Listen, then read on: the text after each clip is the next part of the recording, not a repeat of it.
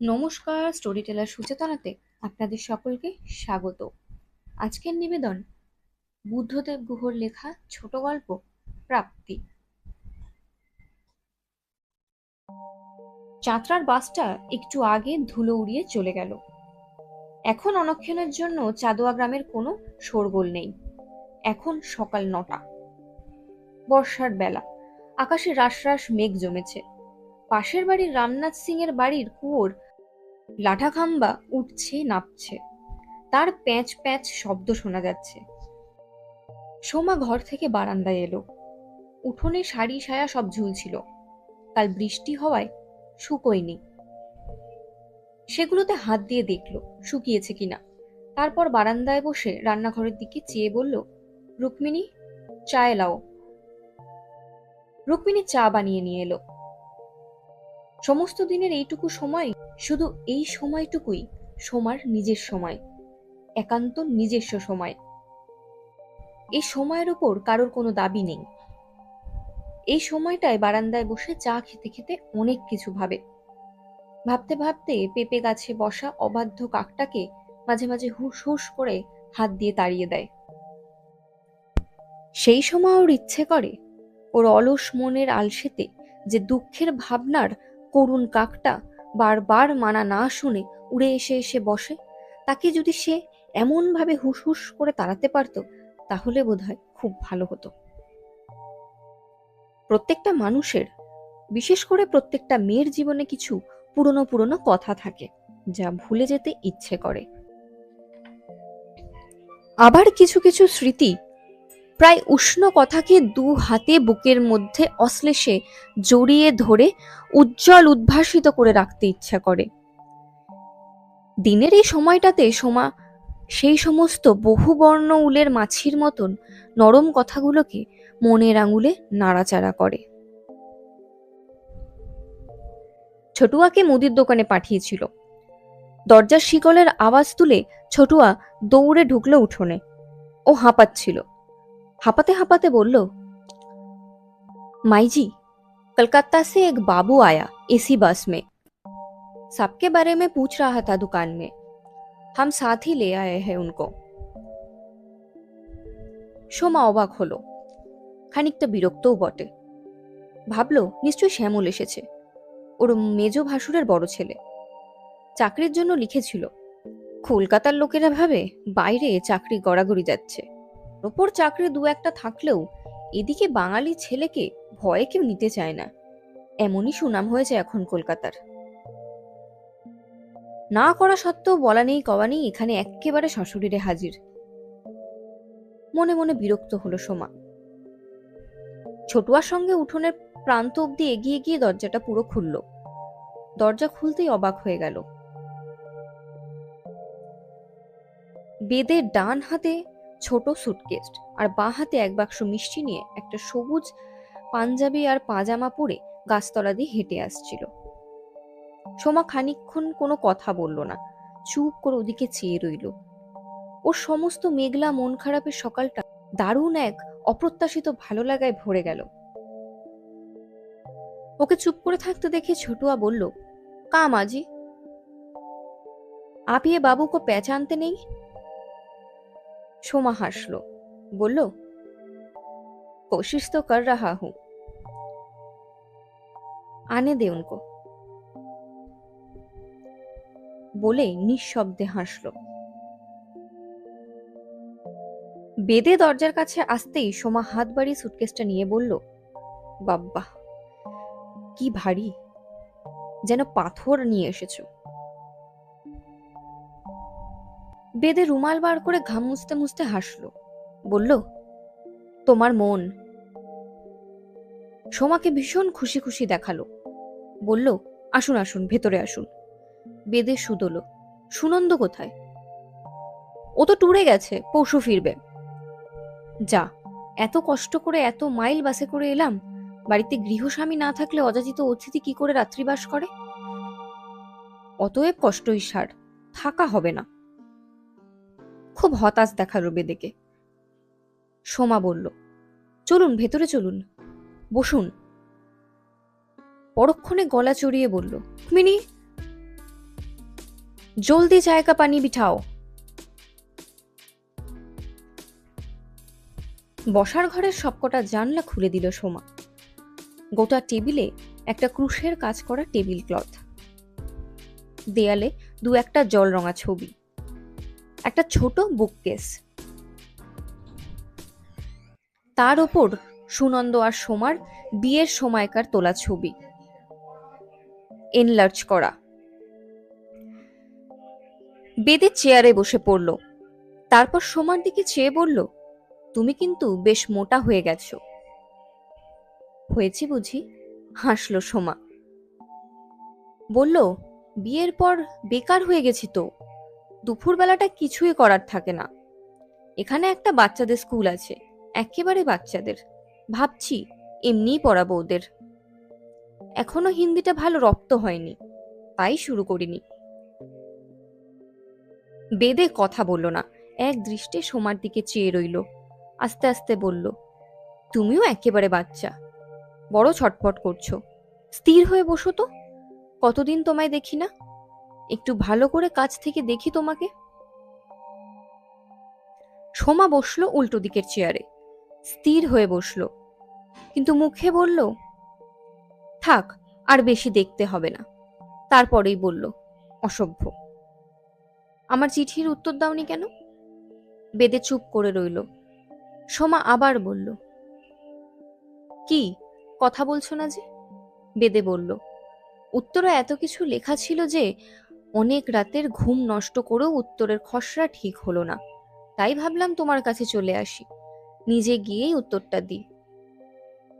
সোমা বলল, একা এলে যে, মিলুদিকে নিয়ে এলে না কেন? বেদে হঠাৎ শুকনো মুখ তুলে তাকালো, বলল, তোমার মিলুদিও নেই, সুনন্দও নেই, তখন তোমার কাছে, শুধু তোমার একার কাছে কি আমি থাকতে পারি? লোকে কি বলবে? একটুক্ষণ চুপ করে থেকে বলল, ভয় নেই, আমি বিকেলের বাসেই চলে যাব। সোমা মুখ নিচু করে রইল, অস্ফুষ্টে বলল, আহা, আমি যেন তাই বলেছি। গলার স্বরে কেমন একটা বিষাদ ফুটল, কিন্তু গলার স্বর শুনে একথা মনে হলো না যে বেদে থাকলেও ও খুশি হয়। অথচ বেদে আসতেই যে ও খুশি হয়েছে, সেই খুশিতে কিন্তু কোনো ফাঁক ছিল না। বেদে মুখ নিচু করে সুটকেসটা খুলল, বলল, তোমার জন্য একটা শাড়ি এনেছি, আজ চান করে এটা পরো, বুঝেছ? গতকাল তোমার জন্মদিন ছিল, তাই না? গতকালই আমি আসতে চেয়েছিলাম, কিন্তু রাঁচির কাজ শেষ হলো না কিছুতেই। সোমা মুখ নিচু করে শাড়িটা নিল, চাপা গলায় বলল, কেন আনলেন? বেদে অনেকক্ষণ ওর চোখের দিকে তাকিয়ে চেয়ে থাকলো, বলল, কেন, তুমি জানো না? না। হ্যাঁ, তুমি জানো, তুমি সবই জানো, তবু বারে বারে নতুন করে পুরনো কথা শুনতে ভালো লাগে বুঝি? সোমা লজ্জা পেল, বলল, মোটেই না। তারপর একটু চুপ করে থেকে বেদে বলল, জানো সোমা, মাঝে মাঝেই আমার ভারী অবাক লাগে। যা সত্যি, কেন তা স্বীকার করনি তুমি কোনোদিন? স্বীকার করলে কি তুমি আমার চেয়ে ছোট হয়ে যেতে? সোমা মুখ নিচু করে বসে রইল। বেদে খোলা জানলার দিকে বাইরের মেঘলা আকাশ ও পাশের সবুজ শালবনে চেয়ে রইল। একটা শালিক পাখি জানলার কাছে সবুজ আগাছায় ভরা লাল মাটির ফালিটুকুতে সরে সরে বসতে লাগলো। ওই দিকে চেয়ে বেদে নিস্তব্ধ হয়ে বসে রইল। এমন সময় সোমা বলল, আমি আপনার চাটা নিয়ে আসি, আপনি বসুন। বাইরের পাতায় পাতায় অলস হাওয়ার পায়ের শব্দ শোনা যেতে লাগলো। বেদে বলল, না, আমি তো একটু পরেই চলে যাব, আমি যতক্ষণ থাকবো তুমি আমার সামনেই বসে থাকবে, এক মুহূর্তের জন্য আমার চোখের সামনে থেকে সরবে না। আমি কি এত দূরে তোমার বাড়িতে চা খাবার জন্য এসেছি? না, অনুরোধের গলায় বলল সোমা। আপনি এরকম করবেন না বেদেদা, আমি এক্ষুনি আসছি, আমারও তো ইচ্ছা করে আপনার জন্য একটু কিছু করি। বেদে জবাবে কিছু বলল না। সোমা উঠে রান্নাঘরে চলে গেল।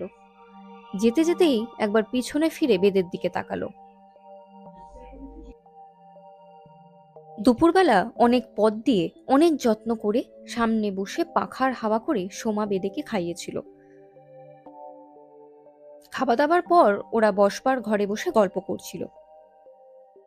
সোমা চান করে উঠেই বেদে যে শাড়িটা দিয়েছিল সেটা পরেছিল, একটা জরি পাড়ের বাসন্তী রঙা টাঙাইল।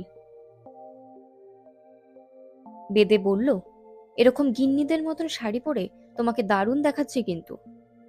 মাথায় জলজলে সিঁদুর, সিঁদুরের টিপ, ভাবা যায় না। ইচ্ছে করে সারা জীবন সমস্ত কাজকর্ম ফেলে রেখে তোমার দিকে চেয়েই বসে থাকি। সোমা হেসে ফেলল, বলল, থাক, আর বেশি বেশি বলতে হবে না। মাঝে মাঝেই বাড়িতে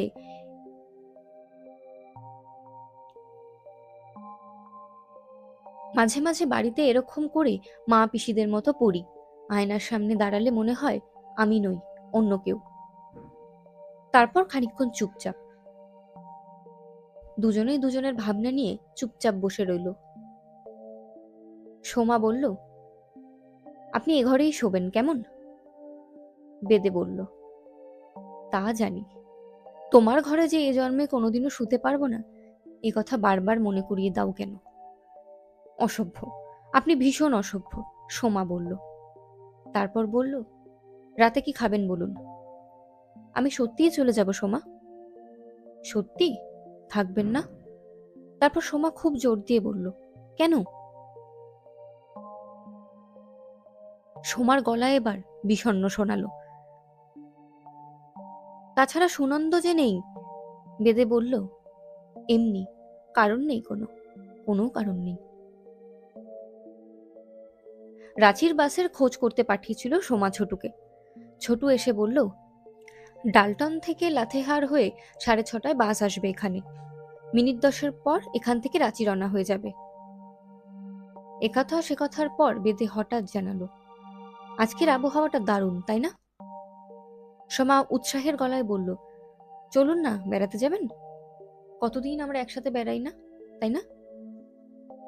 কোথায়? এই তো সামনেই, মনুয়া সিঁড়ির টারে। বেদে বলল, চলো।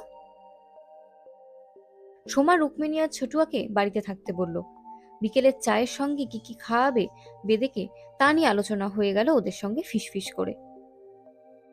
তারপর একটা ছাতা নিয়ে সোমা বলল, চলুন। এ কি, তুমি খালি পায়ে যাবে? বেদে বলল, হ্যাঁ, ওই বৃষ্টি ভেজা শক্ত লাল মাটিতে খালি পায়ে হাঁটতে আমার দারুণ লাগে। এখন দারুণ একটা গন্ধ বেরোয় গাছপালার মাটি থেকে, না? বেদে জবাব না দিয়ে মাথা নাড়ল। চলো বলে বেদে দরজা দিয়ে বাইরে বেরোলো। পিছন পিছন সোমা। সোমা বলল, বেদেদা আসুন, এই দিক দিয়ে। ওরা রাস্তা ছেড়ে ছোট ছোট শালের চারাগাছের কচি কলা পাতার সবুজ জঙ্গলে ঢুকে পড়ল। আকাশে মেঘ, একটা ভিজে হাওয়া মাটি থেকে, গাছের পাতা থেকে সোদা সোদা গন্ধ উঠছে। দূরে গভীর বন থেকে কি একটা ফুলের তীব্র গন্ধ ভেসে আসছে। কাছে কোনো ঝোপ থেকে কালি তিতির ডাকছে, টিয়া টিয়া, টিউটিয়া, টিউটিয়া। দেখতে দেখতে হাওয়াটা হঠাৎ বৃষ্টিতে রূপান্তরিত হয়ে গেল। ফিসফিস করে বৃষ্টি হতে লাগলো। পাতায় পাতায় জল পড়ার শব্দ হতে লাগলো। কিন্তু শব্দবিন্দুদের কোনো পার্থক্য সত্তা রইল না। হাওয়ার শব্দ, জলের শব্দ, পাতার শব্দ, পাখির শব্দ, সব শব্দ একাকার হয়ে গেছে। সেই ভেজা নরম উজ্জ্বল আকাশ থেকে এক ফিসফিসে শান্ত পরিপূর্ণতায় ওদের দুজনের মন ভরে তুলল, ভারী করে তুলল। সোমা বলল, এই ভিজে যাচ্ছি আমি, ছাতা খুলুন। ছাতাটা খুলে বেদে বাঁ হাত দিয়ে ধরল। সোমাকে বলল, আমার দিকে সরে এসো, ভিজে যাচ্ছ, তবু আমার কাছে আসবে না? আমি কি বৃষ্টির চেয়েও খারাপ? সোমা হঠাৎ বেদের একেবারে গায়ের সঙ্গে লেপ্টে এলো। সোমা বাঁ হাতের পাতা ওর ডান হাতের পাতার মধ্যে মুঠি করে ধরল। সোমা মুখটা নুয়ে এবার বেদের বুকের কাছে নিল। তারপরেই আবার মাথা উঁচু করে হাতে হাত রেখে গায়ে গা মিলে ওরা হাঁটতে লাগলো। একটা মাছরাঙা পাখি, নীল সাদা লাল, উড়ে এসে সামনে একটা চারা গাছে বসলো। পাখিটার ভারী ভেজা চারা গাছটা দুলতে লাগলো। পরক্ষণেই পাখিটা উড়ে গেল। পাখিটার ডানা অনুসরণ করে আকাশে চাইতেই ওরা দেখল পাখিটা তার ডানার সব রং একটা দিগন্ত জোড়া রামধনুর গায়ে মুছে দিয়ে শালের জঙ্গলে অদৃশ্য হয়ে গেছে। হাঁটতে হাঁটতে বেদে বলল, আমি এসেছি বলে তুমি খুশি হয়েছ কিনা বললে না? হুম। কথা বলবে না? কথা বলতে ভালো লাগছে না। তারপর একটু চুপ করে থেকে সোমা বলল, বেদুদা, আপনি সব সময় খুব কষ্ট পান না? বেদে হাসবার চেষ্টা করলো, বলল, শুধুই কষ্ট পেয়েছি। ও পাই একথা বললে মিথ্যে কথা বলা হবে। আনন্দও পেয়েছি অনেক। এই উজ্জ্বল বিকেলের মতন, তোমার হাতের নরম উষ্ণতার মতো। এসব আনন্দ তো চেয়ে পাওয়া যায় না। কখনো কখনো কোনো সুগন্ধি সুক্ষণে এমন আনন্দ হঠাৎ হঠাৎ এসে আমাদের সস্তা কামনা সস্তা চাওয়াকে এক দারুণ দুর্লভ দম্ভে ভরিয়ে দিয়ে যায়। জানো সোমা, আমার কেবলই মনে হয় যে ভালোবাসা দাম্ভিক নয়, যে ভালোবাসা সহজেই পাওয়া যায়, তা বোধহয় যে কেউ পেতে পারে, তাতে কোনো গর্ব নেই। সোমা অনেকক্ষণ কোনো কথা বলল না। অনেকক্ষণ পর সোমা বলল, বেদেদা, আপনাকে একটা কথা বলবো। বলবো বলবো করে বলতে পারিনি কোনোদিন। তাছাড়া আমি গুছিয়ে কথাও বলতে পারি না। বেদে বলল, বলো কি বলবে। অগোছালো করেই বলো, আমি গুছিয়ে নেব। সোমা অনেকক্ষণ চুপ করে থাকলো। বেদে বলল, কি হলো সোমা, বললে না? সোমা বলল, বেদেদা, আমি সুনন্দকে যা দিয়েছি, প্রত্যেক স্ত্রী তার স্বামীকে তা দিয়ে থাকে। তার সঙ্গে আপনাকে আমি যা দিয়েছি, তার কিন্তু কোনো তুলনা চলে না, কোনো তুলনাই হয় না। আপনাকে আমি এই জীবনে যা দিয়েছি, আপনি বিশ্বাস করবেন কিনা জানি না, তা কেবলই আমি আপনাকেই দিয়েছি। তা আপনাকে দিয়েই ফুরিয়ে গেছে। এ এমন কোনো দান যা বারবার বা বিভিন্ন লোককে দেওয়া যায় না। তা কেবল একজনকেই একবারই দেওয়া যায়। কথাটা যদি আপনি কোনোদিনও বুঝে থাকেন, তাহলে আমার নিজেকে খুব হালকা লাগতো। বেদে চুপ করে রইল। সোমা বলল, গভীর রাতে কখনো সখনো ঘুম ভেঙে যায়। বিছানায় শুয়ে অথবা জানলায় দাঁড়িয়ে বাইরের অসংখ্য তারাভরা আকাশে চেয়ে ভাবার চেষ্টা করি আপনি তখন কলকাতায় কি করছেন। তখন আমার খুব কষ্ট হয় আপনার জন্য। আমার মনে হয় আপনি বোধহয় এমনই জানলার পাশে দাঁড়িয়ে সিগারেট খাচ্ছেন। আমার ভারী কষ্ট হয় এই ভেবে যে জীবনে আপনাকে আমি দেওয়ার মতন জাগতিক কিছুই দিতে পারলাম না। তাই বলছিলাম, যা দিতে পারতাম তা দিইনি বলে। দিইনি কিছুই এমন নয়, শুধু ভয় হয় যা দিয়েছি তার দাম বুঝতে বুঝি ভুল করলেন। বেদে সোমার হাতে নরম করে একটা চাপ দিল, কোনো কথা বলল না। মাছরাঙা পাখিটা রামধনু সমস্ত রং আবার নিজের ডানায় শুষে নিয়ে ওদের সামনে ভেজা হাওয়ায় গ্লাইডারের মতন ভেসে বেড়াতে লাগলো। সোমা বলল, চলুন, ফিরবেন না? চলো, বেদে বলল। ওরা দুজনে ছাতা মাথায় সুনন্দর কোয়ার্টারের দিকে ফিরে আসতে লাগলো। বড় রাস্তার পাড়ে সোমা বলল, বেদেদা, মনে আছে এমনই এক খোলা দুপুরে আপনার সঙ্গে কলকাতার কাছে ঘাটের পাড়ে একটা রাইস মিলে গেছিলাম? অনেক দিন হয়ে গেল না? সঙ্গে আরো কে কে যেন ছিল, তাই না? হ্যাঁ, অনেকে ছিল। রুনা, জয়িতা, রুদ্র দাদা। খুব মজা হয়েছিল। সেই দিনগুলো চলে গেছে, চলে যায়। সে দিনগুলোর কথা ভাবলে ভারী কষ্ট হয়। আশ্চর্য, একটি দুটি দিন কেমন যেন মনের মধ্যে গেঁথে যায়, গেঁথে থাকে না? বেদে বলল, সেদিন বাড়ি ফিরে ডায়েরিতে আমি কি লিখেছিলাম আমার আজও মনে আছে পরিষ্কার। সোমা মুখ ঘুরিয়ে বেদের দিকে চোখ তুলে বলল, কি লিখেছিলেন বলুন না। বেদের ঠোঁটের কোণে আজ তো একটা হাসি ফুটে উঠল। বলল, কেন, তোমাকে তো তারপর একটা চিঠি লিখেছিলাম, মনে পড়ে না? কিছুই মনে পড়ে না আর? কত চিঠিই তো লিখেছিলেন, সেরকম সুন্দর সুন্দর চিঠি আমাকে আর কেউ কখনো লিখবে না, আপনিও না। বেদে মুখ নিচু করে রইল। বলল, হয়তো চেষ্টা করলে সেরকম চিঠি লিখতে পারবো না আর। কেন পারবেন না? কেন পারবো না? কেননা যাকে চিঠি লেখা সে আর আগের মতো নেই বলে। মোটেই না, আপনি তো সবটাই জানেন। জানি, বলল বেদে।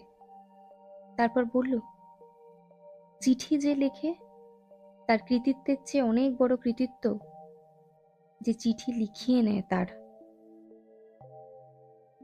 আপনাকে যে পুরনো চিঠির প্যাকেটগুলো দিয়েছিলাম সেগুলো কি করলেন? পুড়িয়ে ফেলেছি অনেকবার, বারবার রাত জেগে পড়ে তারপর পুড়িয়ে ফেলেছি। পুড়িয়ে ফেলেছেন? কেন?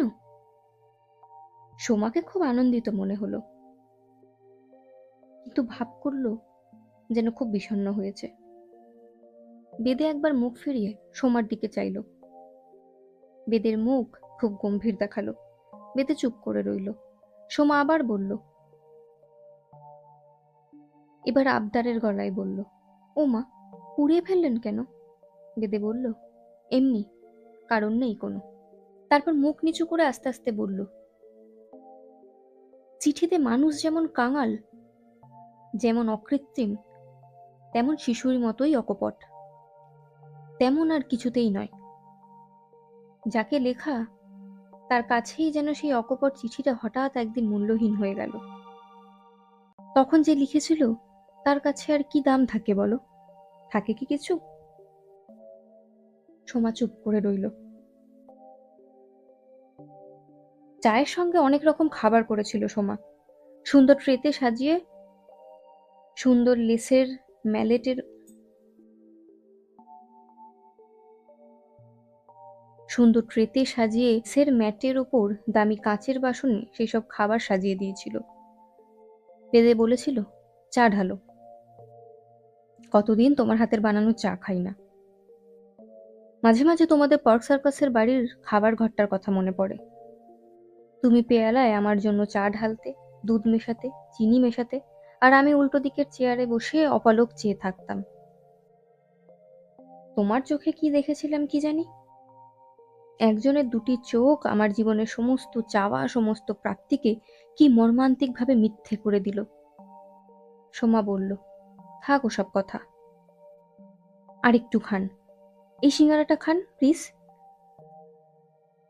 খুব ভালো করে এখানকার দোকানে এটা। একসময় বাসের সময় হয়ে এলো। ছোটুয়ার হাতে সুটকেস দিয়ে সোমা বেদেকে বাসে তুলতে এলো। বাসটা লাতেহার থেকে এসে দাঁড়িয়েছিল। রাঁচি পৌঁছাতে বেশ রাত হয়ে যাবে। কন্ডাক্টর হাঁক ছাড়ল। চায়ের দোকানে বসে থাকা খাকি হাফ শার্ট আর পাজামা পরা ড্রাইভার পানটা মুখে পুরে পানের বোটা থেকে চুনটার শেষ কামড় দিয়ে বোটাটা রাস্তায় ছুঁড়ে ফেলে দিয়ে উঠে পড়ল। বেদে বলল, চলি সোমা। সোমা মুখ নিচু করে রইল। তারপর মুখ ফিরিয়ে নিল। বেদে বলল, কাল তোমার জন্মদিনে একটা চিঠি লিখেছিলাম রাঁচির হোটেলের ঘরে বসে, তোমাকে দিতে ভুলে গেছিলাম, নাও। সোমা অন্যদিকে মুখ ফিরিয়েই হাত বাড়িয়ে চিঠিটা নিল। বেদে গিয়ে বাসে উঠে জানলার পাশের সিটে বসল। ইঞ্জিন স্টার্ট করা শব্দ হলো। ড্রাইভার কর্মর শব্দ করে গিয়ার দিল গাড়িতে। কন্ডাক্টর পিছনের দরজায় দাঁড়িয়ে প্রায় বন্ধ করা পথের দিকে অদৃশ্য যাত্রীদের উদ্দেশ্যে শেষ হাঁক ছাড়ল, আইয়ে আইয়ে, কুরুমন্দার রাঁচি আইয়ে। সোমা হঠাৎ মুখ তুলল। বেদে সেই প্রায় অন্ধকারে সোমার চোখ দুটো ভালো করে দেখতে পেল না। বাসটা ছেড়ে দিল। তারপর বাসের হেডলাইটটা একসময় কুরুর জঙ্গলময় পাহাড়ি পথ দিয়ে হারিয়ে গেল। সোমা বাড়ি ফিরে অনেকক্ষণ ধরে গা ধুয়ে ঘরে এসে শাড়ি পরল, সিঁদুর টিঁদুর। সেদিন আর পরতে ভালো লাগছিল না। রুক্মিণী চা বানিয়ে নিয়ে এলো। সোমা বলল রেখে যেতে। ছোটুয়াকে ডেকে বলল ঘর থেকে লণ্ঠনটা নিয়ে যেতে। ও জানলার কাছে এসে দাঁড়ালো। বাইরে ছেঁড়া ছেঁড়া মেঘের ফাঁক দিয়ে চাঁদ সরে যাচ্ছে। মোরব্বা খেতে খেতে ঝিঝি ডাকছে। মহুয়া সিঁড়ির টারের ওপর একটা প্যাঁচা উড়ে উড়ে বড় অশ্বত্থ গাছটার ধারে ঘুরে ঘুরে ডাকছে। বাইরের সেই ভেজা রাতে চেয়ে একটা জানলায় দাঁড়িয়ে সোমা ভাবছিল, কেউ যা চেয়েছিল তাকে তা দেওয়া হয়নি। তার কাঙাল মুখের কথা মনে করে তার সমস্ত বুকটা, তার সুখী নির্লপ্ত মনটা ঝড়ের নিম গাছের মতন হঠাৎ কেমন উথাল পাথাল করে উঠল। কেন এমন কেন হচ্ছে?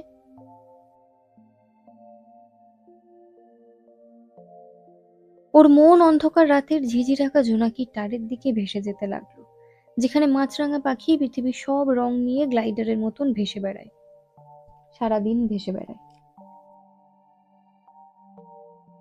বেদের চিঠিটা ড্রেসিং টেবিলের ড্রয়ারের মধ্যে রেখেছিল। ছোটুয়াকে লণ্ঠনটা নিয়ে আসতে বলল সোমা। ছোটুয়া লণ্ঠনটা নিয়ে আসতেই সোমা বলল, না, ওটা নিয়েই যা। ছোটুয়া চলে গেল। অন্ধকার ঘরে ওর খাটের ওপর উপুর হয়ে বেদের চিঠিটা বুকে করে চুপ করে শুয়ে রইল সোমা। সোমা ঠিক করলো এই চিঠিটাও কোনোদিন খুলবে না। ওর আতরদানির মধ্যে এই খামটা রেখে দেবে ততদিন, যতদিন না বেদের সাথে ওর আবার দেখা হয়।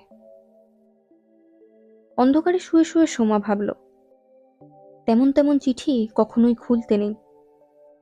বন্ধ চিঠি যা বয়ে আনে, যা সঞ্চিত রাখে, খোলা চিঠি বুঝি তার কণা মাত্রকেও ধরে রাখতে পারে না। ও জানলায় তাকিয়ে অস্পুষ্টে বলল, তোমাকে তোমার এই চিঠির সঙ্গে আমার মনের আতরদানি চিরদিনের জন্য বন্দি করে রাখবো। তোমার মনের সুগন্ধ আমার সমস্ত জীবন, আমার সমস্ত অস্তিত্বকে দারুণ সুগন্ধে ভরে দেবে। আমি জানি আমাদের এই আশ্চর্য দুঃখ অথবা আনন্দ আমরা নিজেরা যা, তার চেয়ে আমাদের দুজন দুজনকে অনেক বড় করে দিয়েছে, অনেক বড়, যা আমরা অন্য কোনোভাবেই হতে পারতাম না বেদেদা। ড্রেসিং টেবিলের সামনে লণ্ঠনটা বসিয়ে নিল।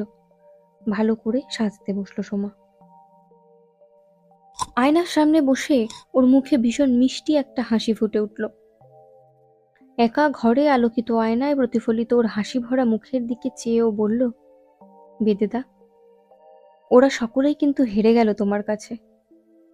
সোমা চিরদিনের জন্য, বরাবরের জন্য একমাত্র তোমার একারই থাকলো, থাকবে চিরদিন। তোমার এই পরম প্রাপ্তিতে কোনোদিনই দৈনন্দিকতা বা পৌনপুনিকতার গ্লানিতে ম্লান হবে না। বিশ্বাস করো,